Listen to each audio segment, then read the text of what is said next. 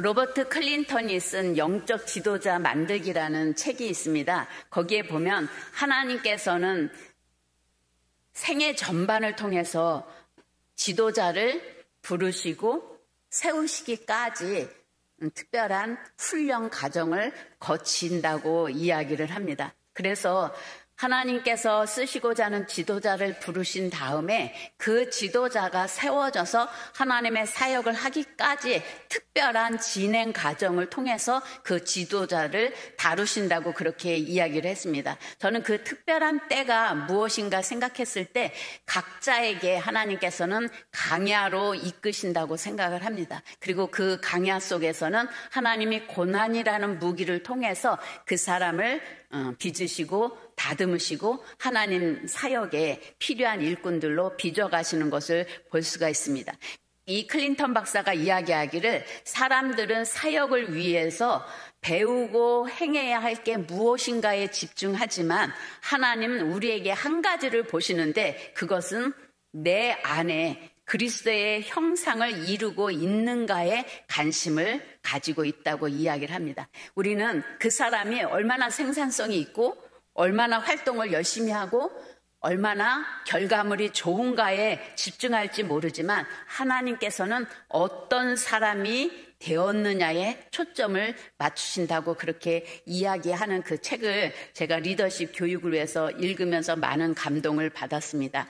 하나님의 우리를 부르시고 세워가는 과정 속에 하나님은 반드시 크고 작은 강야를 걷게 하시고 그 강야를 통해서 하나님은 우리를 검증하십니다. 어떤 사람에게는 믿음의 검증을, 어떤 사람에게는 진실성의 검증을, 어떤 사람에게는 순종의 검증을 각각 그 사람이 무슨 일을 해야 될지 그 세워지는 그 사역에 따라서 하나님은 고비고비마다 그 사람의 신앙에 또 우리의 인격에 검증하는 작업을 하시는 것을 볼 수가 있습니다. 오늘 본문은 가나안 땅에 들어가기 직전에 모세가 가나안 땅 들어가는 이스라엘 백성들에게 마지막 고별 설교를 한 내용입니다. 모세는 하나님께서 이스라엘을 강야로 인도해 주셨고 그 강야에서 어떻게 너희를 훈련하셨는지 그것을 잊지 않기를 기억하기를 권면하고 있습니다. 신명기 8장 2절의 말씀을 우리 한 목소리로 읽겠습니다. 내 하나님 여호와께서 이 40년 동안에 내게 광야길을 걷게 하신 것을 기억하라. 이는 너를 낮추시며 너를 시험하사 내 마음이 어떠한지 그 명령을 지키는지 지키지 않는지 알려 하심이라. 하나님께서 이스라엘 백성을 출애굽시키셔서 정말 며칠이면 충분히 갈 수 있는 그 가나안 땅으로 인도해 들이시지 아니하시고 강야로 이끄셔서 무려 40년 동안이나 이스라엘 백성들을 훈련하신 것을 볼 수가 있습니다. 왜 하나님께서는 이스라엘 백성을 가나안 땅으로 바로 들이지 아니하시고 강야로 인도하셔서 그 모진 세월 동안 고통을 당하는 그런 일을 하셨을까? 하나님께서는 자신의 백성이 하나님의 백성답게 살아갈 수 있도록 그들에게 필요한 훈련을 강야에서 하신 것을 볼 수가 있습니다. 하나님은 이스라엘 백성이 강야에서 어떤 것을 깨닫기를 원하셨느냐? 하나님께서는 이스라엘 백성들이 강야 생활 동안 하나님의 명령을 지키는지 안 지키는지를 알기 원하셨다고 그랬어요. 하나님은 제가 힘들 때 내 명령을 지키는지 안 지키는지, 위기에 처했을 때 제가 하나님을 어떻게 생각하는지 그것을 강야 생활을 통해서 확고하게 하기를 원하셨다는 거죠. 쉽게 말해서 하나님을 어떤 하나님으로 믿고 살아가는지 그들의 믿음을 흔들어 보셨다고 말할 수가 있어요. 우리의 인생을 살아갈 때도 이스라엘 백성과 같이 정말 버겁고 힘든 인생살이가 우리 앞에 펼쳐질 때 그가 정말 믿음이 있는지, 그가 정말 하나님의 말씀을 억울하고 힘들어도 그 말씀을 지키는지 안 지키는지 하나님은 유심히 보시기를 원하시고 그것을 인정해 주기를 원하신다는 거죠.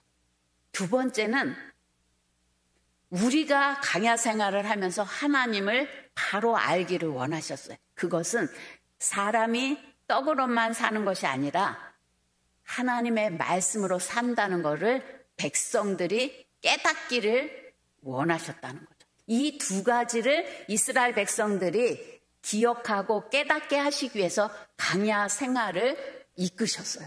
근데 이스라엘 백성들은 다 실패하고 여호수아와 갈렙 1세대에서는 여호수아와 갈렙만이 그 검증에 합격해서 약속의 땅 가나안 땅에 들어간 것을 볼 수가 있습니다. 민수기 14장 22절에서 24절까지입니다.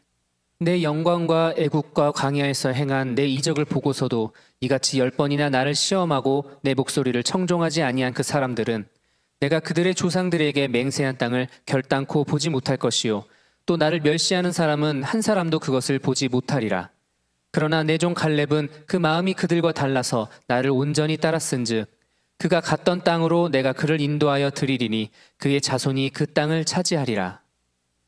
오늘 이스라엘 백성은 광야 생활 동안에 하나님 앞에 10번이나 하나님을 시험하고 하나님을 원망했다고 그렇게 이야기를 합니다. 그리고 하나님의 말씀에 귀 기울이고 청종하지 않았기 때문에 하나님의 말씀을 끝까지 지키고 하나님의 말씀대로 살았던 여호수아와 갈렙만이 하나님의 약속을 성취할 수 있는 주인공이 될 수 있었습니다. 하나님은 우리 모두가 하나님의 자녀가 축복받기를 원하시고 하나님의 은혜 안에서 풍성한 삶을 살기를 원하셔서 수없는 많은 약속들을 우리에게 허락해 주셨습니다. 그러나 그 약속을 나의 것으로 쟁취하는 자는 어떠한 환경 가운데서도 하나님이 약속하신 말씀을 귀하게 여기고 순종하는 자에게 주어진다는 것을 여러분이 깨달으셔야 됩니다. 왜 수많은 사람이 이스라엘 백성들이 하나님의 약속을 받았어요. 약속의 땅 가나안 땅으로 내가 인도해 드리겠다 약속을 받았지만 왜 다 다른 사람들은 그 약속을 얻지 못했을까요? 그들은 매일매일 주어진 삶이 하나님이 인도하시는 길이라는 것을 몰랐어요. 오늘 그냥 주어진 날의 환경에 따라서 그들은 불평했고 원망했고 낙심하고 하루하루를 살아갔을 뿐이에요. 그래서 그들은 결국 하나님의 테스트에 들어가지 못하고 광야에서 인생을 마감하는 그런 비극을 경험하게 된 것을 볼 수가 있습니다. 하나님이 우리를 부르시고 하나님이 약속을 이루어 가시는 그 과정에서 반드시 하나님은 우리를 광야를 통과하게 하십니다. 그러할 때 우리는 어떠한 삶의 태도를 하나님 앞에 보이느냐, 그것은 굉장히 광야를 지나는 우리의 여정 속에 중요한 문제라고 생각을 합니다. 창세기 12장 1절에서 2절의 말씀입니다. 여호와께서 아브라함에게 이르시되 너는 너의 고향과 친척과 아버지의 집을 떠나 내가 네게 보여줄 땅으로 가라. 내가 너로 큰 민족을 이루고 네게 복을 주어 내 이름을 창대하게 하리니 너는 복이 될지라. 하나님께서는 갈대아 우르를 떠나라고 믿음의 조상 아브라함을 부르셔서 하나님의 뜻을 성취하기 원하셨어요. 그래서 아브라함은 모든 친척을 떠나고 익숙한 모든 삶의 자리를 떠난 그 믿음에 하나님은 인정한 거죠. 그래서 히브리서에 보면 아브라함이 갈 바를 알지 못하고 갈대아 우르를 떠난 것을 믿음의 행위로 이야기를 합니다. 그러나 그의 약속을 성취하기까지의 그 모든 과정 속에는 또 광야가 기다리고 있었습니다. 하나님이 약속하신 것을 내가 원하는 시점에 원하는 때에 응답해 주시면 얼마나 좋겠어요. 근데 하나님은 내가 원하는 시간에 원하는 것들을 즉각 응답하지 않기 때문에 우리는 시험에 들고 낙심하게 되고 교회를 떠나느니 하나님을 안 믿으니 그렇게 우리의 모든 육성들을 드러내는 가정들이 우리에게도 나타난다는 거죠. 오늘 아브라함은 분명히 하나님이 너의 후손을 통해서 큰 민족을 이루겠다고 약속했지만 시간이 흘러도 자식이 생기지 않았어요. 그래서 인간적인 타협의 방안으로 내 종 엘리에셀이 내 후사가 될 겁니다. 하나님 앞에 그렇게 이야기를 하죠. 자기의 생각, 자기의 방법으로 빨리 그 시간을 단축해서 하나님의 약속을 누리려고 했을 때 하나님은 아니다. 너에게서 난 자식이 후손이 될 거다. 그러한 가정들을 끊임없이 겪으면서 결국 75세에 하나님의 약속을 받고 그 비전을 받고 출발했지만 결국 25년이라는 아브라함을 믿음의 조상으로 세우기까지의 수많은 검증들을 하고 테스트를 거쳐서 믿음의 조상이 됐습니다. 그 클라이막스가 그렇게 힘들게 얻은 후손 이삭을 너는 번제로 드려라. 태워서 하나님 앞에 제물로 바치라고 하는 인간으로서 도저히 순종할 수 없는 순종의 테스트가 시작됐을 때 아브라함은 이삭을 하나님 앞에 번제물로 올렸을 때 내가 이제야 네가 나를 사랑하는 줄 아노라. 그 순종의 검증에서 인증을 받고 믿음의 조상 아브라함의 길을 걸어갈 수 있었습니다. 우리가 이해할 수 없는 거는 요셉은 본인의 실수가 없어요. 잘못이 없어요. 근데 단지 아버지가 사랑한다는 이유로 형제들의 미움을 받아서 노예로 팔려가는 신세가 됐어요. 거기에서도 진실성의 검증, 성실성의 검증에 다 통과했지만 요셉은 또 주변 사람들에 의해서 그 부인의 유혹을 물리치고 하나님 앞에 범죄하지 않고 바르게 살려고 했는데 오히려 모함을 받아서 감옥에 가는 신세가 됐어요. 요셉만큼 억울한 사람이 어디 있겠어요. 우리의 강야 생활은 내 실수로, 나의 잘못된 선택으로, 나의 범죄로 인해서 강야가 펼쳐질 수도 있어요. 그러나 또 나의 인생에는 나는 잘못이 없는데 주변 사람들의 악행 때문에 내가 강야의 생활을 걸어갈 수도 있어요. 또는 하나님의 전폭적인 하나님의 사역을 위해서 필요한 훈련 때문에 우리에게 강야가 올 수도 있어요. 또 마귀는 우리를 어찌하든지 하나님의 사역을 감당하지 못하기 위해서 주변 사람들을 통해서 여러 가지 환경을 통해서 우리에게 강야를 만들 수도 있어요. 그래서 우리에게 오는 강야는 수없이 많은 길들이 우리 앞에 펼쳐지면서 강야를 만듭니다. 그러나 반드시 분명한 것은 어떤 강야든 누구에게나 강야는 거치게 돼 있다는 거예요. 근데 이 강야를 우리가 강야의 생활로 흘러보내서 이스라엘 백성처럼 강야에서 죽는 인생은 되지 말아야 된다는 거죠. 사무엘상 16장 13절의 말씀입니다. 사무엘이 기름 뿔병을 가져다가 그의 형제 중에서 그에게 부었더니 이날 이후로 다윗이 여호와의 영에게 크게 감동되니라. 사무엘이 떠나서 라마로 가니라. 사무엘하 2장 11절에 보면 다윗이 이제 드디어 왕이 된 날수는 7년 6개월이다. 왕의 기름을 다윗에게 부었어요. 근데 7년 6개월이나 걸려서 왕으로 등극을 했지만 그의 모든 여정 속에 수없는 여러분이 잘 아는 정말 처절한 인생의 강야가 그 앞에 펼쳐져서 왕으로서 갖춰야 될 덕목, 왕으로서 하나님을 어떻게 신뢰해야 되는지를 다 훈련받은 다음에 그는 드디어 위대한 왕이 됐던 것을 볼 수가 있습니다. 이렇게 여러분이 보시다시피 성경에는 하나님이 부르시고 하나님이 세우시는 그 사이에 강야의 기간이 있다는 거예요. 하나님은 그 강야의 기간 동안에 무엇을 하시느냐? 우리를 다듬으시는 과정이에요.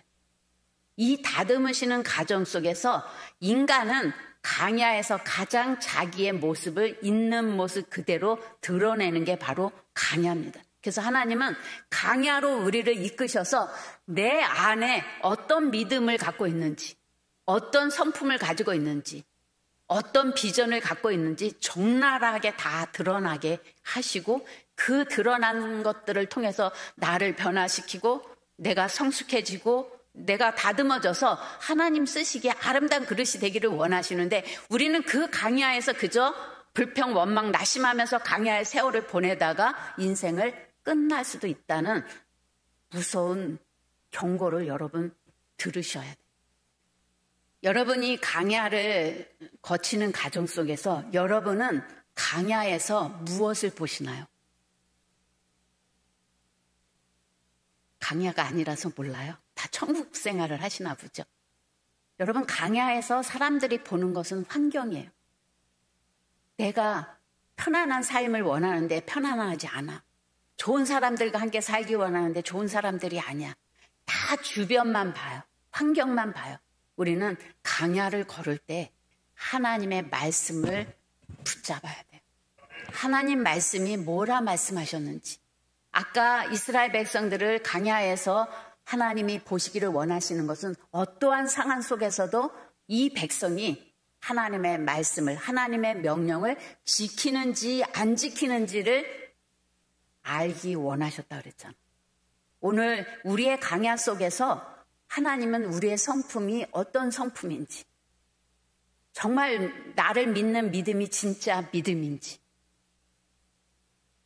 이 힘들고 어려운 상황 속에서도 하나님의 교회를 생각하고 하나님의 뜻을 생각하는지, 그 모든 것들을 적나라하게 드러나게 하시고 그것을 보신다는 거예요. 그래서 우리는 내 인생의 강야가 빨리 끝나기를 원한다면 강야를 통해서 나를 다루시고자 하시는 하나님의 손길을 빨리 이해하고 하나님의 강야 생활 속에 하나님이 원하시는 것들을 채워가는 가정으로 여러분이 바라보셔야 돼요. 창세기 15장 13절에서 14절입니다. 여호와께서 아브라함에게 이르시되 너는 반드시 알라. 내 자손이 이방에서 객이 되어 그들을 섬기겠고 그들은 400년 동안 내 자손을 괴롭히리니 그들이 출애굽기 6장 8절입니다. 내가 아브라함과 이삭과 야곱에게 주기로 맹세한 땅으로 너희를 인도하고 그 땅을 너희에게 주어 기업을 삼게 하리라. 나는 여호와라 하셨다 하라.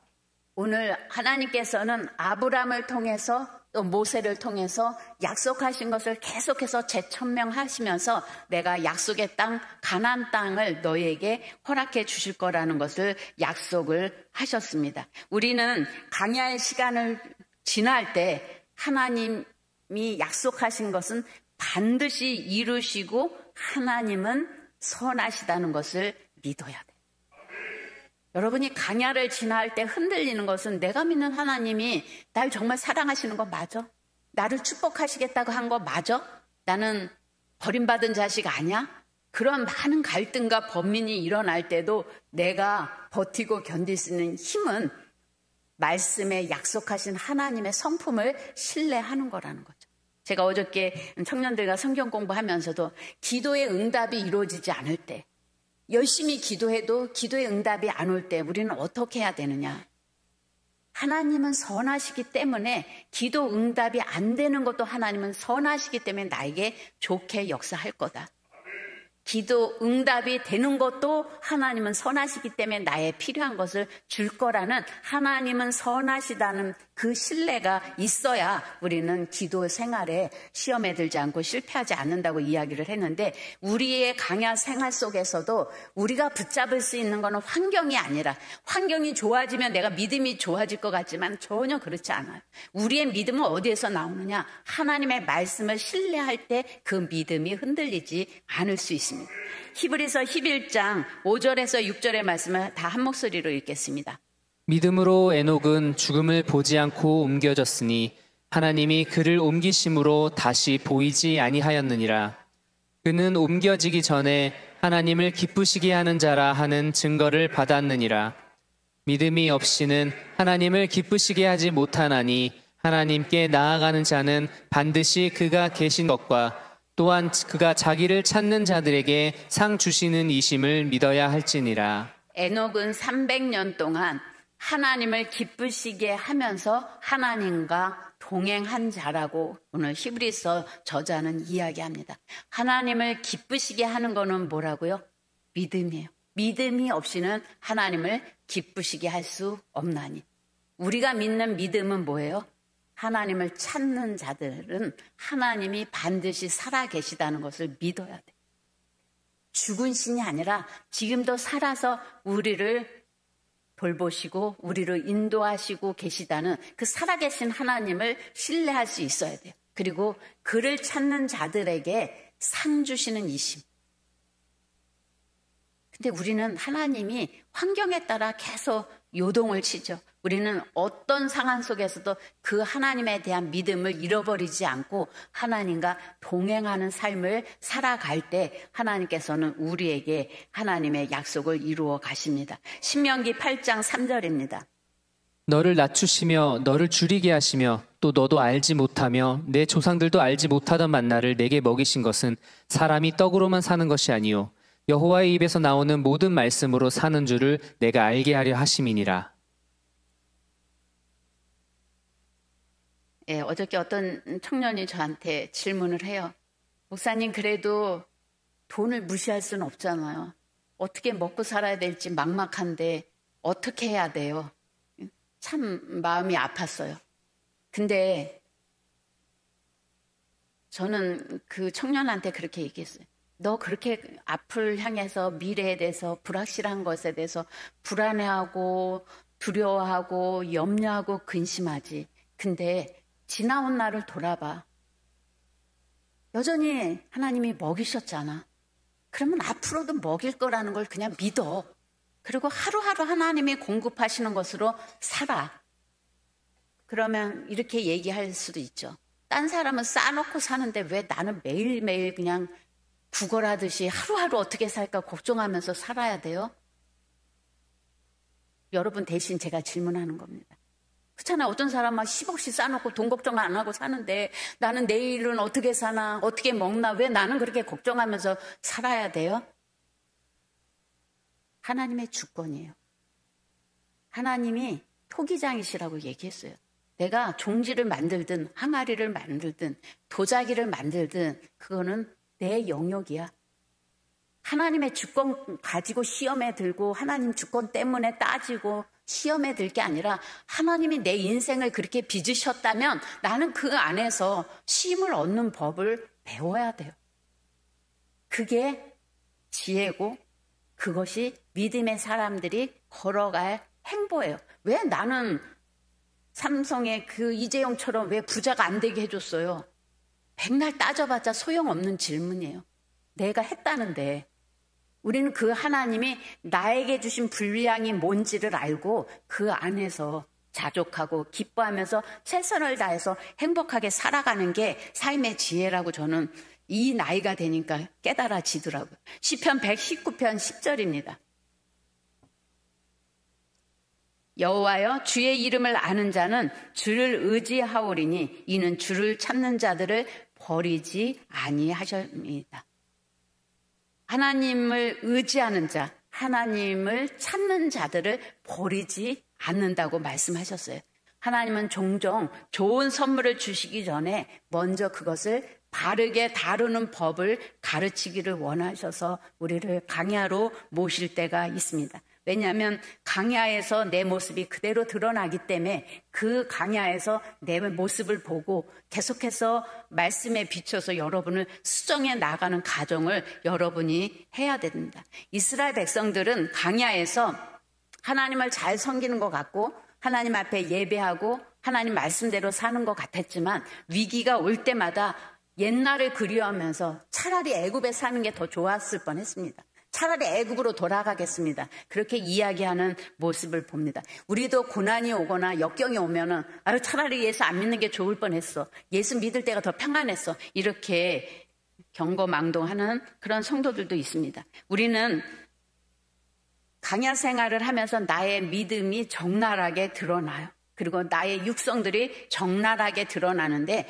그것은 여러분이 직시하고 빨리 바꾸는 과정이 여러분에게 반드시 있어야 됩니다. 그리고 이 광야 생활에서 하나님이 우리에게 요구하시는 것은 낮아지고 낮아져서 오직 하나님만이 나의 삶에 의지할 반석이시고 소망이시고 유일한 분이라는 그 절박함을 하나님은 갖기를 원하신다는 거죠.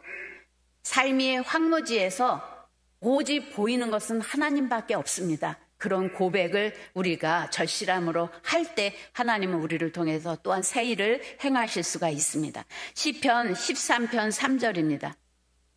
여호와 내 하나님이여 나를 생각하사 응답하시고 나의 눈을 밝히소서. 두렵건대 내가 사망의 잠을 잘까 하오며. 오늘 다윗은 고난과 역경을 많이 겪으면서 정말 절박함을 가지고 하나님 앞에 하소연하면서 하나님의 도움을 요청한 것을 많이 볼 수가 있습니다. 우리는 광야 생활을 통해서 말씀으로 살아가는 법을 배우게 되고 그렇게 됐을 때 하나님이 주신 선물을 진정한 목적에 맞게 살아갈 수가 있습니다. 하나님의 훈련을 안 받으면 좋겠죠. 근데 사울은 하나님의 광야의 생활이 없이 갑자기 하나님이 왕으로 세웠어요.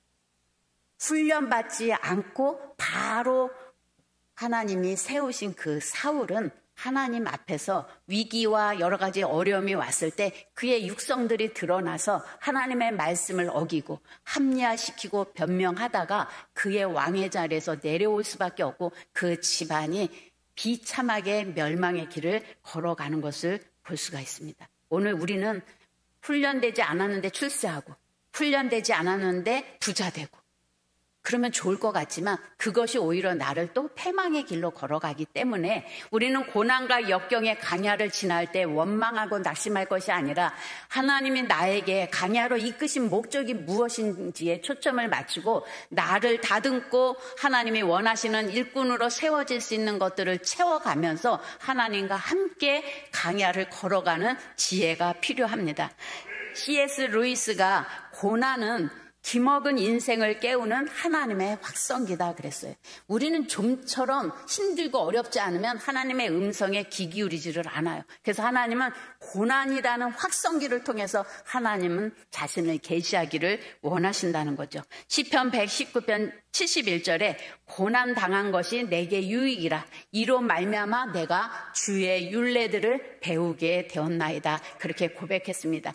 고난과 역경으로 광야에서 죽어가는 인생이 아니라 고난과 역경 속에서 나를 잘 다듬고 승화시켜서 하나님 나라에 하나님의 영광을 드러내는 아름다운 일꾼들로 세워지기를 예수님의 이름으로 축복합니다. 우리 이 시간 다 같이 통성으로 기도하실 때 여러분이 지금 어떤 인생을 살아가는지 모르지만 하나님 내 가는 길이 힘들고 어려울지라도 이 광야에서 묻혀버리는 인생이 아니라 광야에서 다듬어지고 훈련되어서 하나님 나라에 크게 쓰임받는 우리들이 되게 해 주시옵소서. 우리 이 시간 다 같이 통성으로 기도하겠습니다. 하나님 아버지 참으로 감사합니다.